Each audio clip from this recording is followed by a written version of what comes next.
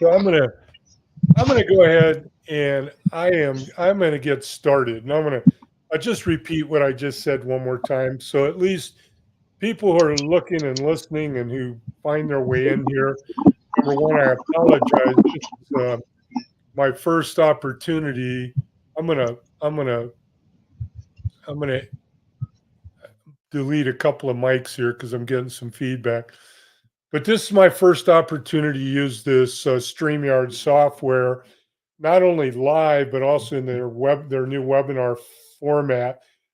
I am kind of dragging my feet here a little bit because apparently some people the link took them to the wrong place or something, and I had about 6 places set up. So I got 2 Facebook accounts, 2 LinkedIn, 2 YouTube. Well, hopefully this will work its way through to everybody. But what I'm trying to do here is create snippet webinars that people can use that aren't just a huge 2 hour bunch of information that people get to, but then they never use it because it's almost like going to a class. You take this big long class, it doesn't really resonate. What I'm trying to do is to put together in this first webinar the basic strategic practices that an owner, a manager, a director, or even someone in charge of a sales team would use to manage and maintain a successful sales strategy. And what is a successful sales strategy?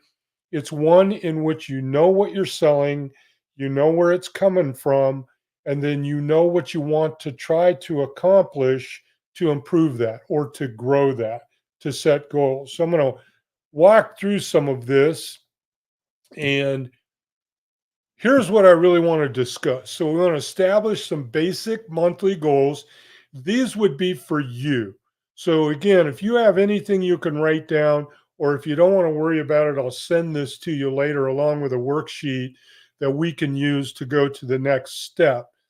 But we also want to really understand, or I certainly want you to understand, what is the buyer's journey? What does that really mean? And I'll show you in a couple of minutes.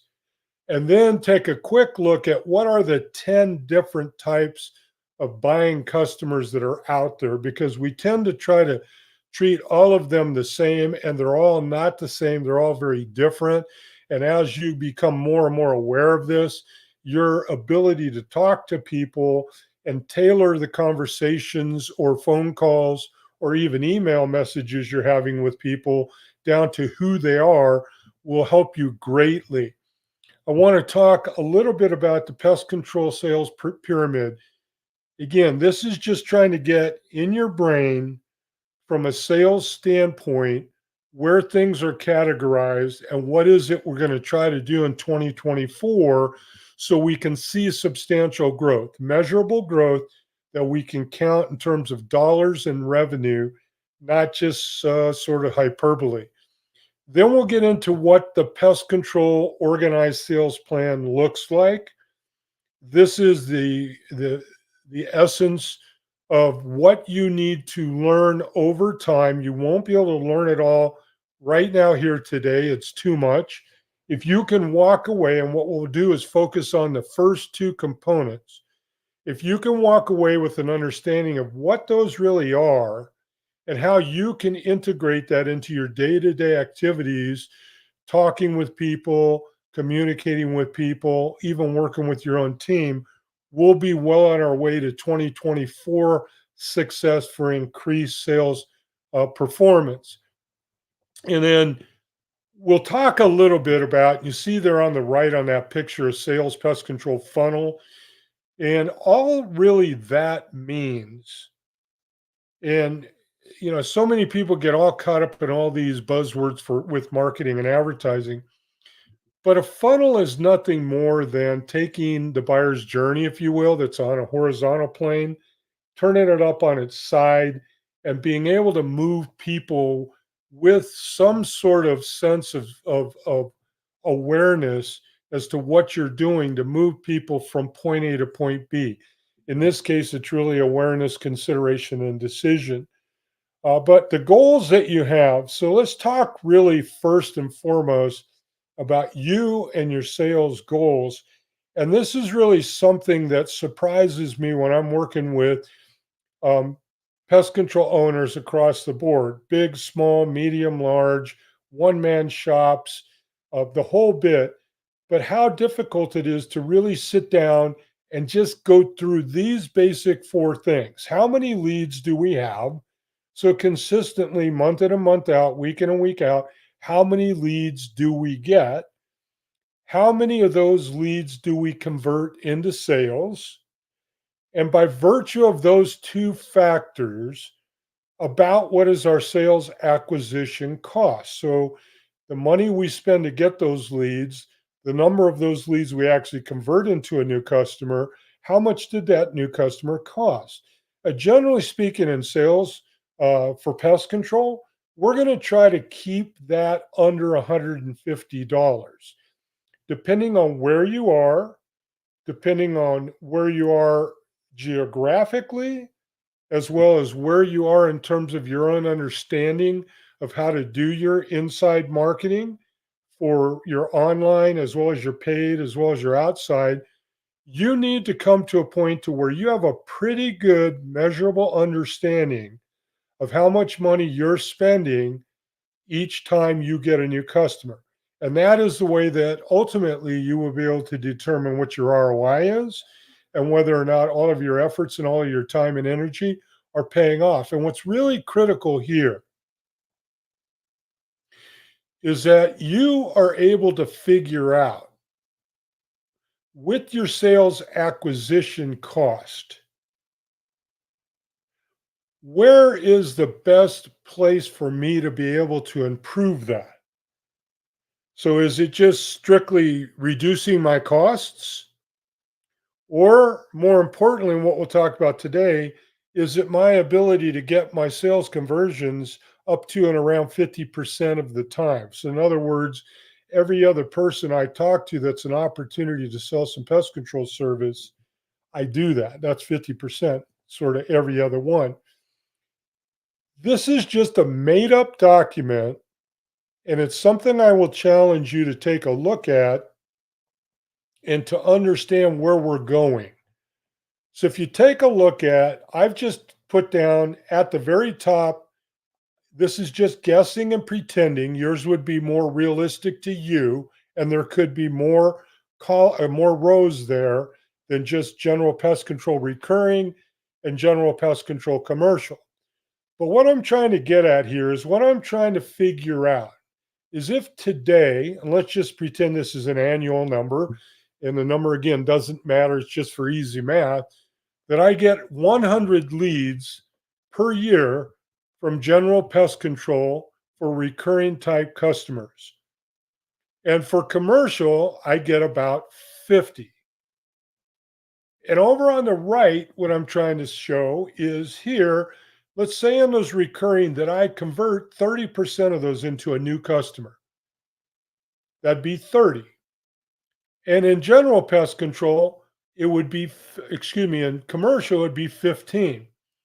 So, what I'm getting at, what I'm trying to show you here is what we're looking at is how many pest control customers we would sell if we're converting 30%, and how many commercial we would sell with the same number. And that revenue we're going to use, as I just kind of go through this hypothetically, is $400 annually for an average pest control sale and $500 for a commercial sale.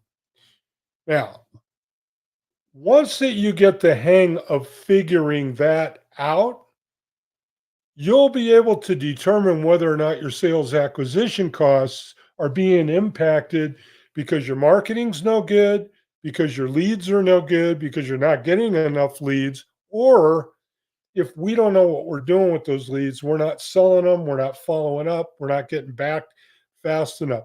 And both of those sides of that equation, as a pest control owner, are things you need to be working on all of the time. But until you figure out what it really looks like, you can't work on it. You're just guessing. And then for the goals, this is something for you. I just dropped this in there. And you can make this up, but these numbers should be realistic to what you really want to attain this next year in relationship to what you know you already have. So in this case, what I've said is let's just say we want to double our leads for recurring and we want to double our leads for commercial.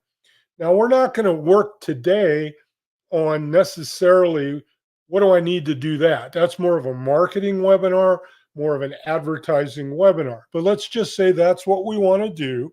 And we know what we want to do that. But in addition to that, we want to get close, excuse me, closer or as close as we can to 50% conversion rate. And why? Because you can look at the difference in the numbers. If I double the leads, so if I am increasing the number of leads and I am increasing my conversion rate, look at what it does to my revenue. So my sales revenue does not just double from 12,000 to 24, it over triples from 12,000 to 40,000 because I'm working on two things at the same time. And that is increasing leads and lead flow, but increasing my ability to sell and convert those. And you can look and see they're the same thing for commercial. So when we work together on a plan, this is where everything starts. And it starts by one in that top box being realistic in finding out what do we really have? What do we have, for sure? And error on the side of conservative, because if you're trying to get what you hope for, you're not going to get there. Then on the second line, the same thing. Being realistic, looking at our market, looking at our own ability to handle the market, how and what should our goals be for next year? These are two things I cannot put in play for you. You have to do this. And as I said, I'd be happy to send you a workbook that you can sit down with a pencil in your leisure and just get started here, regardless of the size of your company, and saying, this is where we sit today as we cruise through the fourth quarter of 23, which should be a great time for you to go figure all this out anyway. And then say, what do we want to do going forward? What is our goals? What is our aspirations? Now, I'll give you a small warning, and this is just something to tuck away. You better know what you are doing with regard to your retention of your existing customers. Okay, because if we want to grow by 20%, but we're losing 10%, we really need to grow by 30. So think about that in your planning, that you can't just throw a number down on top of what you have if you aren't even able to keep what you have going in from year one to year two. And it's why we try so desperately to always concentrate on recurring revenue, because one shot is just that. It's gone, and next year we have to start all over again. So the more recurring, the better. Now, what I want to do next is talk a little bit, and I'm going to go briefly through some of this stuff. And I hope that I'm opening up some communication with all of you. So you can feel free at any time to email me back and forth. We can even do a podcast episode together for fun so other pest control owners can hear. But all the buyer's journey is this: awareness, I see a spider; consideration, I probably should call a pest control company; decision, I really like Acme Pest Control, I'm going to go ahead and give them a call. That's all it is. And understand that when you talk to people, if they're only in the awareness stage, you may need to take a few minutes to talk with them and bring them along to making the decision that we need to get you on the calendar, we need to get an inspector out there, or we need to get a technician there to get you treated right away. So those are the three steps. And what you think about, a term that I want you to remember is pain point. there is generally a pain point that starts everything, a trigger. And it's usually they saw a bug, they saw a termite tube, they saw a cockroach scurry about the kitchen when they turned the lights on, they see an ant trail running along outside. Those are pain points that are almost always going to they are going to equal somebody deciding they need to make a phone call. And this, again, this is just that buyer's journey looking at it in terms of steps. And from a sales perspective, being aware and being thoughtful about where people are in that journey when you're talking to them. And then I want to talk for a moment here about consumers. This is also an issue when you're selling that you need to have clear in your brain. Everybody's not the same. There are really 10 different types of buying consumers, and they're really broken down into two groups of five. And half of that group is looking for you, half of that group is looking for anybody. They're just in the marketplace.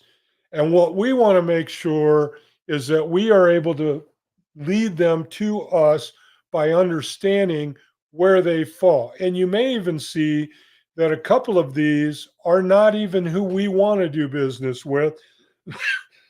And certainly if you're tailoring your business to any one of these customers that you don't want to be doing business with, just don't do it, because there's plenty of others.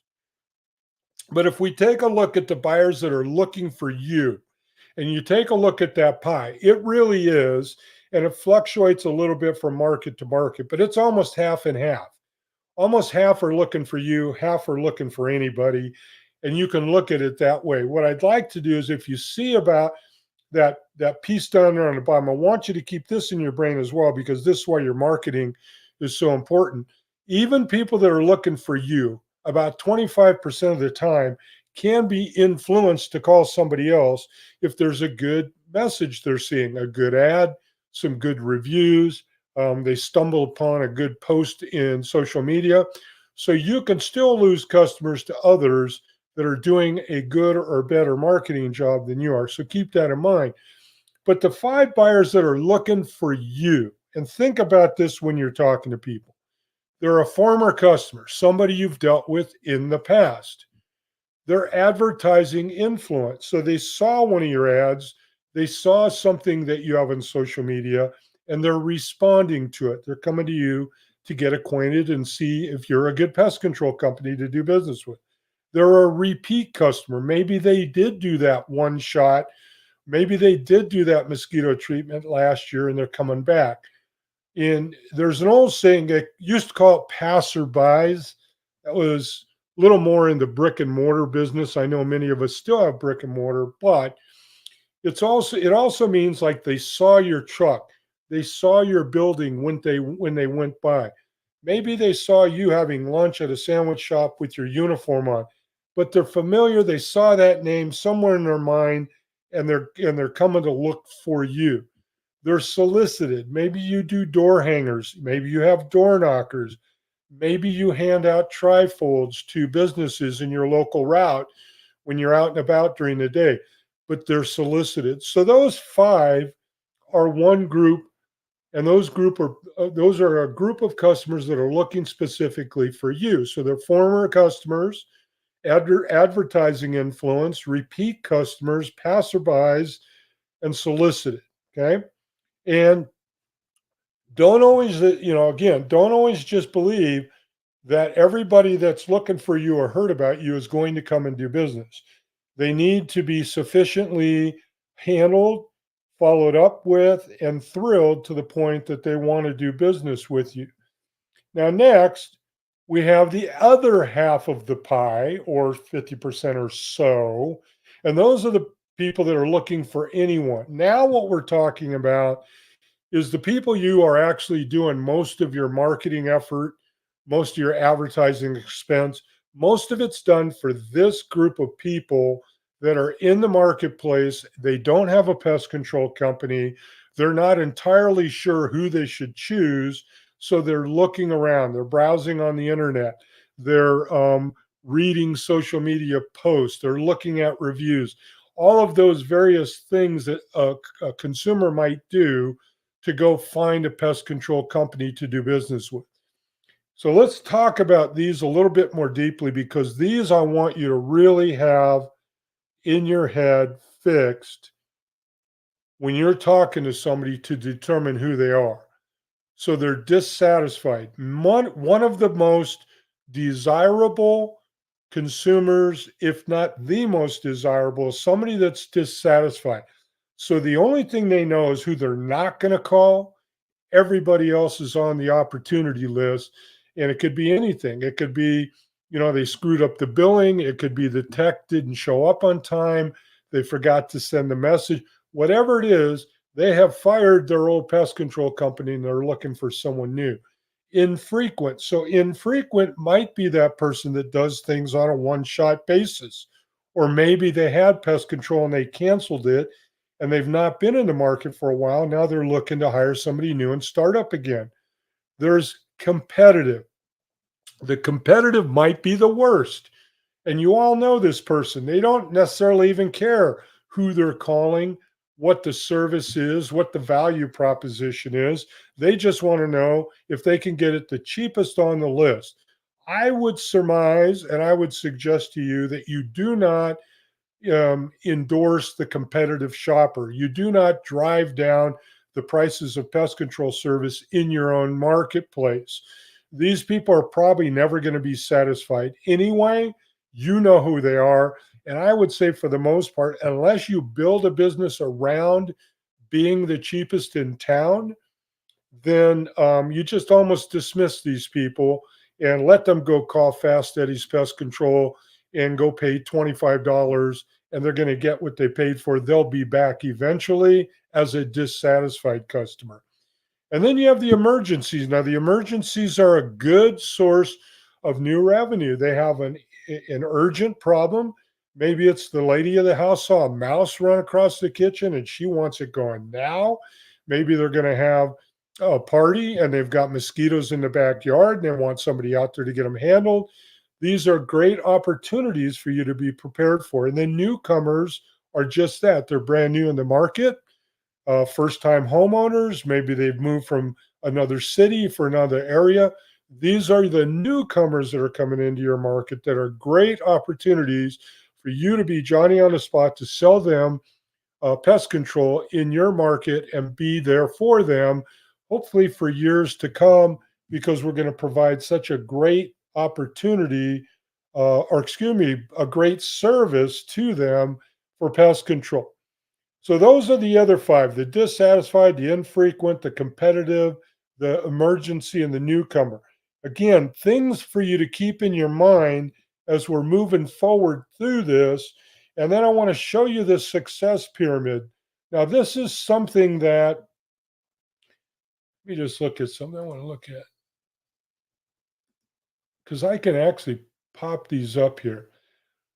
Okay, so good. It looks like everybody's in here. I do want to tell you, if you have a question, if you drop it in that chat, I can pop it up here and we can answer it so everybody can see it as well. Because I see now that more of you have now all showed up and we're all over the map. Some are on Facebook, most are on Facebook, a couple on YouTube. But if you look at a success pyramid, once again, this is all about knowing your business. And you took all of your customers and you had them in folders, and we created 3 piles. And one pile was for our recurring customers that we know we can count on as an annual subscriber. The other is a group of customers that we count on that are not necessarily recurring general pest control, but they're add-on annual services. So maybe things like a winter rodent service, a summer mosquito service, stinging bee and wasp type services, but they're annual that you can resell and we can continue to market to them year in and year out. That's level 2. And then the top, which is the small, what we want to be the smallest block, is our one shots. And our one shots, yes, we will do. Yes, we don't want to turn away business, But what we want to use our one shot pot for is to continually be trying to convince them you need to hire us to be doing, whatever we do, monthly, bi-monthly, quarterly, biannual treatments. But you need us to be there to be doing these treatments for you all of the time. And so that is what we refer to as our pest control pyramid. All of this up to this point, all I'm doing is trying to get your mind wrapped around being organized and strategic in how you want to grow individual accounts to your business in 2024. And I would suggest, again, I think you can probably see it's pretty obvious. We want to start with recurring customers. So, general pest control recurring customers that we sign up, that we put on a route, that we go out there and see several times, again, however often you do it, and that we can count on them for 3 to 5 to 10 years moving forward. And that foundation just keeps getting bigger and stronger for our business. We and I advocate here what is referred to as the organized sales plan. And the organized sales plan has been around forever. And guys dress it up and call it different things. I've been dealing with it since 1980. So I bet I've been dealing with it probably more than everybody else. All it is, is steps that you use in your brain to follow to make sure you lead to an obvious conclusion, which in our case is to sign them up for recurring pest control. That's what we want to do. There's nothing devious about it. We're not used car sales guys. We're not trying to trick anybody. We're not trying to use, a whole bunch of psycho babble. All we're really trying to do is have a genuine conversation with someone in which we show concern and empathy for their situation, and we provide them a solution to what they have already told us is a pre-existing problem. And those 5 steps are, as you can see there, the approach and preparation, the fact finding and needs assessment, the presentation, recommendation, and close. All that sounds real fancy, sounds scary. It's not. It's a matter of having it understood in your mind and walking through the steps in this order. And we'll work today predominantly on the first two, which is approach and preparation and fact finding. Because if you do those 2 things on every call you make, every phone call you take, every email you follow up on, you will find that the presentation, recommendation, and close are easy. Now, listen, if you're one of these who think that you get a lead on a text message, an email, or even on local services ads messages, and you can just send them the prices and say, oh, thank you for calling. Here's what we charge for initial. Here's what we charge for our ongoing. Here's what we charge for a one shot. God bless you. Have a good day. And you're going to get many of those people to respond back to you and purchase pest control. You can't get enough leads to make it valuable enough to make that a return for your investment. That's going straight from the lead to the close. There's no approach, there's no fact finding, there's no nothing. So these steps will help you sell more, will help you do everything you're doing better and more efficiently, and they will improve your ROI if you do them, if you practice, if you go through the grind. So let's review what this looks like on kind of a horizontal plane. I hope you can see that. That's a little bit dark. But in the approach and the preparation stage, let me just tell you what that means, really. And once again, you'd be surprised. And that is everybody in your business, you, your techs, the people answering your phones, everybody associated with your business, do they know everything you sell? Do they have it on a cheat sheet so they can see everything you sell? How much it costs? What can I bundle? What can I discount? Do I have materials that I can follow up with on a text message or an email? Am I thoroughly prepared for anything that comes my way? And I will tell you, just chatting with you the here today. For most of you, the answer is no, you don't. You really don't. And I would challenge you to go sit down and I'll use a short story here. Excuse me again.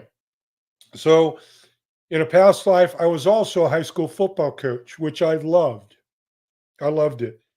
If you could make money coaching high school football, that's where I'd be. But anyway, the hardest thing to do every year at the end of the season, which is where we're at, was to sit down, self evaluate what did we do good, what did we do poor, and what do we need to do better to prepare. And then have everything prepared. So that practice schedule, the all the practices, the outlines. So what I'm suggesting to you here, before you do anything with sales, because you can't really do it effectively until you know everything you're selling, who you're selling it to, and then you have backup materials to help you and those that work for you to be able to promote those sales ongoing to all of the people we come in contact with. Because in the end, in the long run, in 5 years from now, your sales funnels and the one you use for the leads you did not sell, so just people in the community that you happen to now have their name, their email, and their mobile phone number for, that list will become bigger and more profitable to you than your actual list of customers and even most of your leads that you're paying for. It's that valuable to you if you handle it that way and think about it that way. Now, fact finding. So, step one, challenge today. Don't even worry about any of this until you sit down with a pencil and a piece of paper and you really thoroughly think through, what do we want to sell? Do we want to sell monthly, bi monthly, quarterly, biannually? Why? To who? What is the selling point?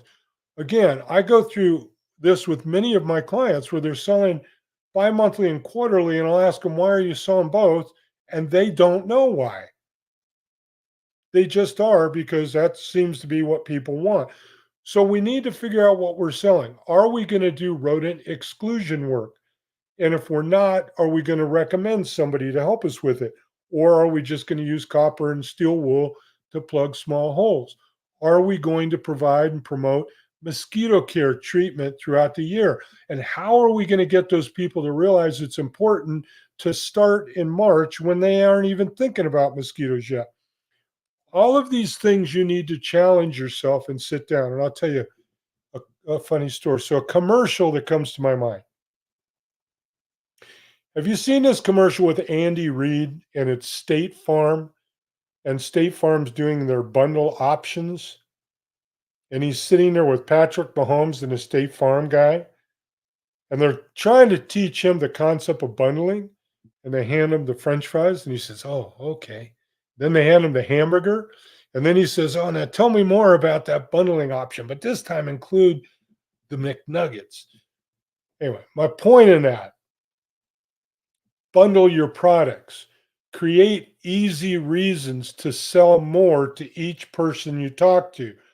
Why do you think McDonald's started it?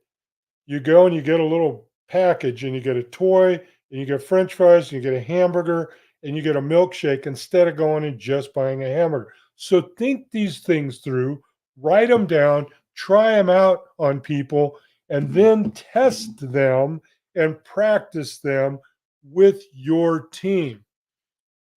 Now, fact finding. What is fact finding? What does that really mean? Here's what it means in pest control. You know why they called. It still is necessary for you to ask them, to be quiet, and to listen to their explanation, even though you know the answer and you want to interrupt them and tell them what they're dealing with. You need to allow them to say it. So when you look at it, I'm going to read this because I know you can't see it. Knowing what the caller or prospect's pain points are, having a plan of what you need to know, And then the main skill here is to listen. So, in other words, oh, good morning, Will. Thank you so much for calling Acme Pest Control. Can I ask, what are you calling about today? Be quiet. Well, we've got some cockroaches, and my wife saw them, and she's panicking. And I really, we got to get rid of them. We got to get rid of them fast. Great. What more can you tell me? And we'll get a little bit more detail into this in a minute. But the point in fact finding, and where I would challenge you when you're talking to a new prospect, is who's doing the talking in the beginning of the conversation. If it's you, you've completely fouled up your organized sales plan. You've got to go back to fact finding and ask them what it is the reason they're calling and what the problem they're having is, and don't go into sales technician mode. Be quiet and listen. Empathize. Let them say it. Bite your tongue. Allow the conversation to go. Why? I'll tell you why in just a minute. It's so very, very important. So that's approach and fact finding where we want to focus today. We know what we're selling. We know how much it costs. We know the options that we're going to have prepared. We know if we're going to have any discounts or promotions available to help us close the deal. We know all that. All that's done. We've trained it. We've practiced it. It's consistent with what's on our website, what's in our email messages, what's on our social media. That's done. Now we're going to get into a conversation with somebody where we're going to try to find out what the problem is. And the first thing we're going to do is practice and script our introduction, which should always start brief, polite, and happy. Good morning. This is Casey. I'm with Acme Pest Control. And how can I help you this morning? That's it. Then we're going to find out the basics. Again, before you do anything, you've called the right place. I'm so happy you called. Before we get started, let me just ask a couple of questions of you so I can help you. What's your email? What's your first and your last name? And what's your phone number? And very few will balk at that. And then reconfirm what they told you. So just to make sure I understand, the issue you're having is this. Okay? We'll talk in a moment a little bit more detail on that. Like I said, this is not going to be an all-day seminar, even though it could be. The presentation, recommendation, and close, which we'll deal with in another webinar in more detail, are nothing more than your elevator pitch. I'm so glad you called Acme Pest Control. We are a local company here. We're family owned. We've been here for 40 years, and you can be sure that we want to be your pest control company for years to come. Presentation, recommendation, important. Why did I listen to them? Because in my recommendation, which I'm going to recommend, I'm a pest control professional. I'm not going to ask them what they want. I don't care what they want. I'm going to tell them how to solve the problem they presented to me, which is why in fact finding we need them to tell us what that problem is, so I can say just simply this. Well, Will, based on what you told me and with the issue you're having with those XYZ insects, here's what we need to do. Recommendation. Boom, boom, boom. That's it. And there's no options. There's no asking. And then we go into close. And our close is very simple once we know those things. Now, based on that, I can have my technician out there. It looks like Monday around 10 a.m., somewhere between 10 and 12. Will that work for you? And that is referred to in the business as a trial close. And what I mean by that is we're not allowing them to start whimpering and whining about, oh, well, gee, I don't know. I need to go ask my wife. I need to do this. I need to do that. Those are called objections. And if you allowed them in fact finding to tell you why they called and what the problem is, and our recommendation is really honestly to solve that problem, you can be very aggressive in your close by simply saying, well, you told me you're having this problem. I told you what we need to do to get it solved. What's the problem? And there really shouldn't be anything left unless maybe he's a cost shopper. And like I said, those cost shoppers you can never satisfy. But what we want to do is close them up right then and there. We want to close them every other call. That's our 50%. So let's walk through this a little bit more in detail. We've been on 50 minutes. I'm going to try to get done in 10 minutes because I do not like to keep you for more than an hour. But again, our approach and our preparation, I think I went through that pretty much in detail. And that is to know what you're selling inside and out and to have a very positive and very happy introduction. And why do I say that? Just remember this: you can see a smile through the phone as much as you can feel a frown. What did I do? Did I do that right? Yeah. Oops. No, I didn't. So again, what shall we do? Script your introduction, understand it, gather the information you need, and that is the first name, the email, the phone number, and the pest problem. You've got to know that on all of these. We want to let them explain why they called, listen, hear it out, and play it back later in the recommendation. Our presentation is nothing more than an elevator pitch.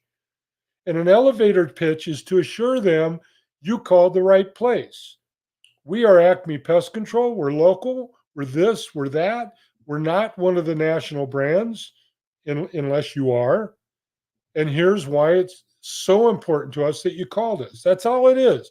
Practice it. Say it to yourself. Say it in the mirror. It needs to be genuine and it needs to resonate positively and make people feel like, gosh, I called the right place. Why? Because so many other places don't do these things. Go call some of your competitors and just see what a miserable experience it is to try to explain to them that you've got a cockroach problem and you're looking to get some help. Recommendation is nothing more than you told me when I asked you what your problem was, that this is what the problem was and this is how you solve it. Now, other people may try to tell you other things. You may try to find it cheaper, but the fact of the matter is, if you really want the problem gone once and for all, and you want to guarantee that if you have a problem with it again, that we'll be back, this is what you need to do. And then closing. Closing is nothing more than assuming you did all these previous 4 steps correctly. And let me tell you, when someone tries to take you right to the close when you're first talking with them, so how much does it cost and what should we do? I get that in my business. Pest control owners will call me, and I know that they're paranoid. They know we're a marketing company, they know we charge money, so they're a little nervous. And they'll come, how much is it? How much does this cost? I can't answer that because I don't even know what they want. We offer a lot of things, just like you do. So my answer will very simply be to them, well, well, before we get started here, I really need to ask you a few questions. Do you got a minute? Is it okay? And you got to take them back to fact finding. So, what is your problem? What is your pain point? Explain it to me. Let me listen. Let me evaluate it. I know because I'm already done all my approach and preparation stage that I'm ready to make a recommendation. Now, let me ask you guys some questions here. So I have a workbook and I would love to give it to you, but it's completely worthless to you if what I've just presented to you doesn't interest you and you don't want to use this for as a skill for yourself or your team. to go improve your sales results. And I do understand that if you don't know your sales results right now, if you're not pretty clear on how many leads I get and how much I pay for those leads, and then how many sales I make from those leads and what that comparative number is, we need to start there. And what I'm trying to do is be able to put a series of these together that goes through each of all of the information I just provided to you in much more detail. And as you can see, if we were doing a real sales training class, this is an all day class. So I'm going to throw this out there and open this just for a second for those of you that I have here with me. And yeah, Denny, absolutely, I'll send it. Um, Let me ask each of you, ask a question that you may have, and let me know if you feel this is any worth or value to you as a pest control owner or manager at all. If it would be valuable to have a series of shorter, more concise, step by step, sort of classroom style trainings so that we can take your sales conversion rates to the next level, your sales revenues to the next level. And I'll tell you why. I hate to waste my time. And I don't want to just put this out there as content that looks good. And I'm another one of these pest control gurus that's professing we know everything, we're the best at everything, and here's all the secret sauce. None of that works. Again, my background is to work hand in hand with salespeople to show them how to do these things, to show them how to very simply get to a point where they could have a conversation with somebody, find out what they wanted, know how to apply what they had as a solution to that, and then ask for the business. It's that simple. And that's a skill that takes some practice and time to get good at. And when you get good at it, you will find yourself converting 40 to 50 to 60% of the people you're talking to. So, any questions as I kind of bring this to a close here and as we get finalized? You all have my email. If you want the workbook, I will happily send it to you. You can look at it.